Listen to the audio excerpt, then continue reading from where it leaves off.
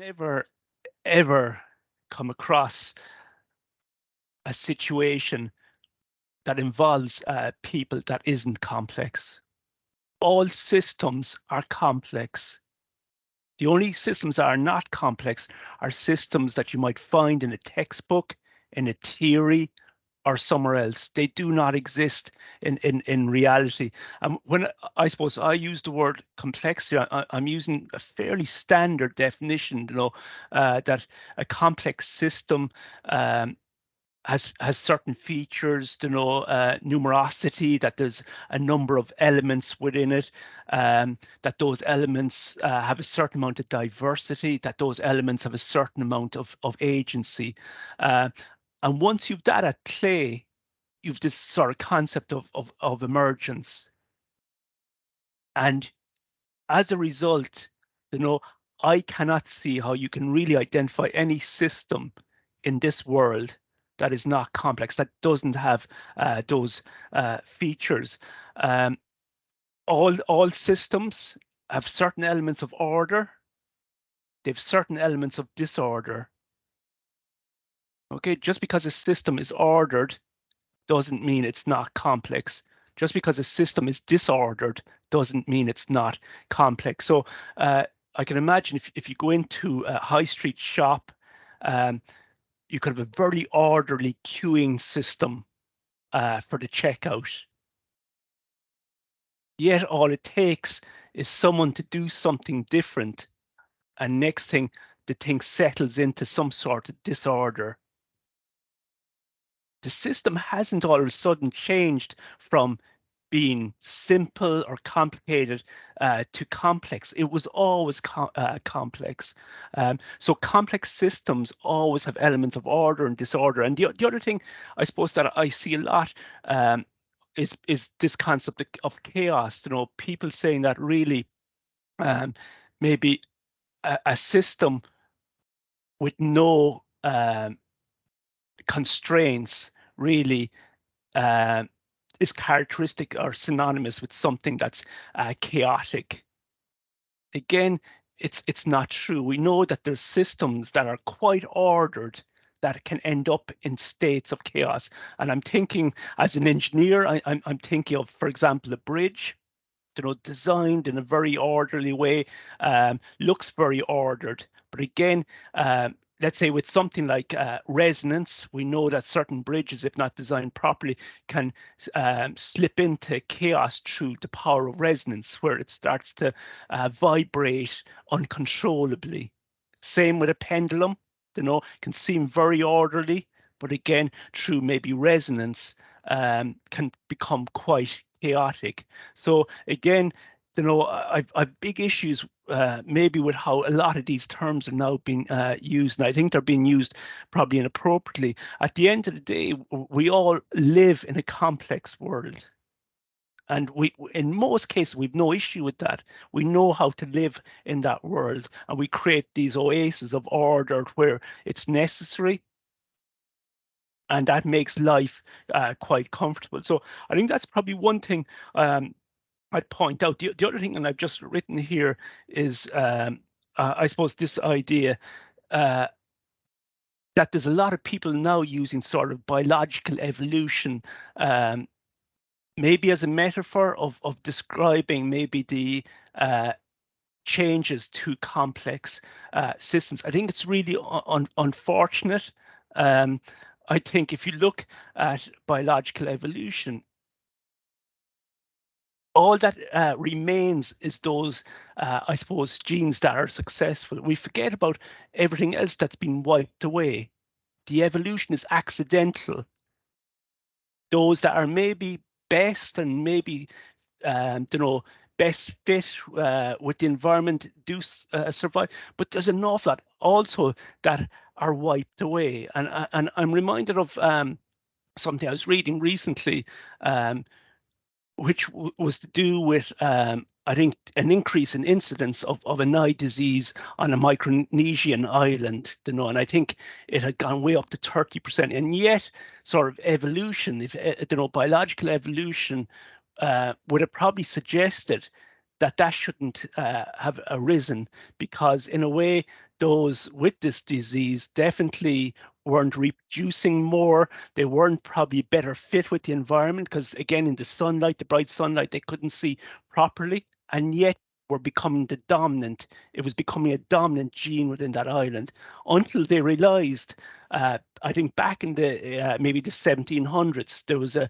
typhoon that had wiped out a very large percentage of the population, but it was the higher echelons of the society that survived because of, I presumably, better accommodation, maybe in safer areas, etc. So, and that's my point, that very often evolution wipes out the good, and sometimes it isn't the not so good that survives. Now, a second point I'd make is that genes do not make decisions. Humans make decisions.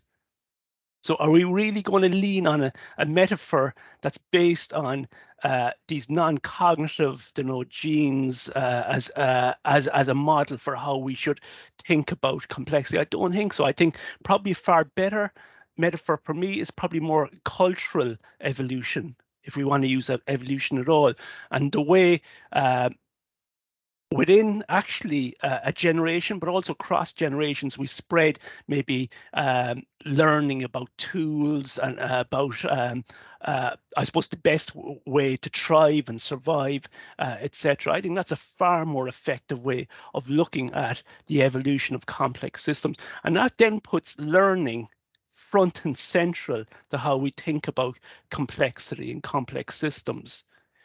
The systems that are most likely to survive are the systems that can learn and adapt to the environment. And yet a lot of the talk about complexity, complex systems, does not look at learning. Now, also, I'd sort of demarcate maybe the difference between knowledge and learning. Knowledge is what we know now. Learning is the ability to keep on replenishing that knowledge. Learning is far more important than knowledge. Sometimes knowledge is the issue. What we think we know is the issue. And that probably brings me then to a further point in terms of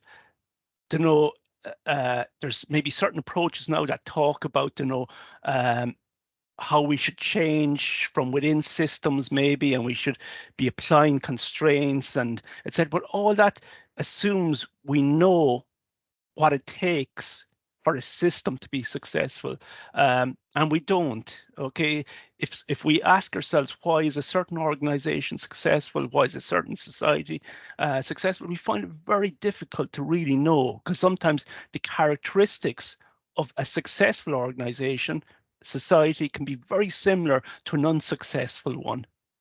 And yet some of these approaches are asking us to identify the constraints that we should be applying to systems to make them successful.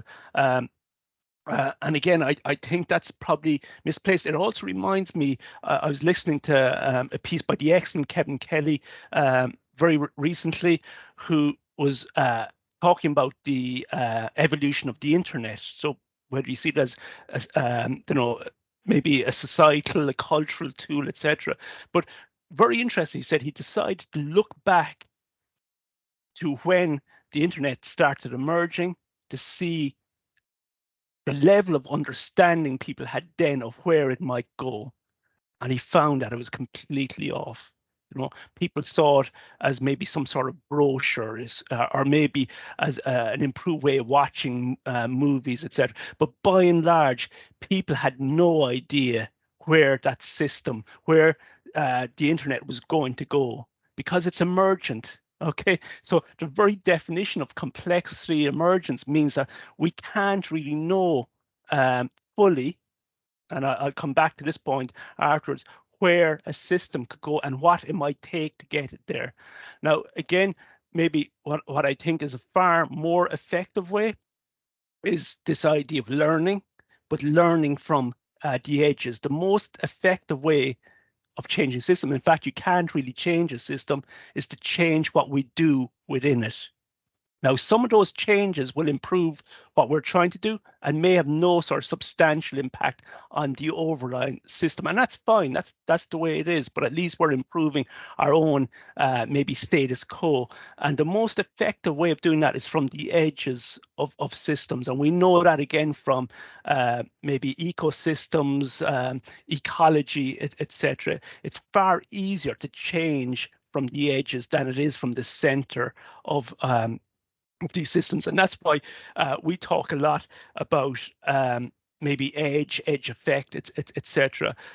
Maybe just to try and finish, I suppose, these questions is, I suppose, on the point, and it's, I think, a really important one, is that do we really, and have we the means of really deciding or knowing where a system is going to go?